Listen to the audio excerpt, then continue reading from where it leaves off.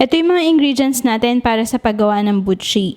1 cup rice flour, half cup red bean paste, half cup roasted sesame seeds, 1/3 cup sugar, 3/4 cups water, and cooking oil. Una natin gagawin ay tutunawin natin yung ating sugar sa 3/4 cups of water.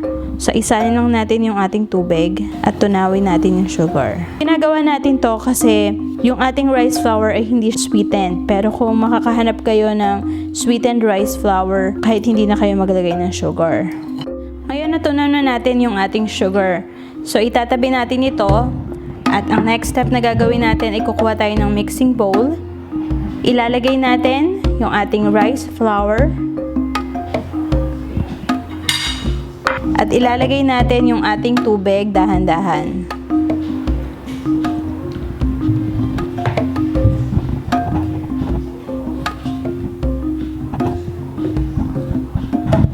Haluin lang natin para ma-mix natin maigi yung ating flour. Next step natin ay bibilugin na natin yung dough. So, kukuha tayo.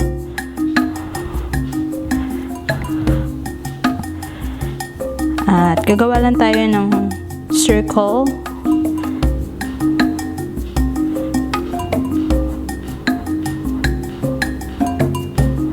Gagawin natin to sa remaining dough natin. So, ito na yung nabilog natin na dough. Ang gagawin na natin ngayon ay kukuhanin natin siya ulit. Bilugin ko lang ulit siya.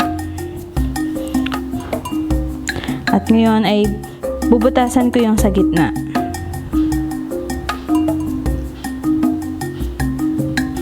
Ngayon, lalagyan natin ng red bean paste. Ibibilog na lang natin to ulit. Kailangan matakpan yung red bean paste sa loob. Dapat walang lalabas na filling. Ngayon, ay bibilugin lang natin to ng ganito. Hanggang sa ma-achieve natin ulit yung spear. Okay, so ito na ngayon yung ating dough. Gagawin lang natin yung same procedure sa remaining na dough. Next step na gagawin natin is ilalagay natin yung ating butchi sa bowl na may sesame seed. So, hayaan lang natin na ma-coat ito.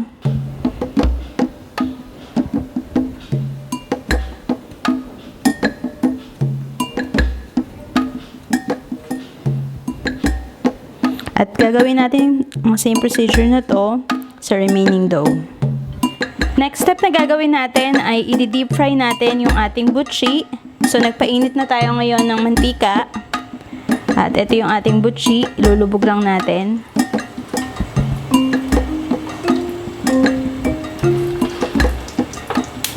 Hahayaan natin itong maluto hanggang sa mag-golden brown na yung sesame seed. Ngayon, hanguin na natin yung ating butchi.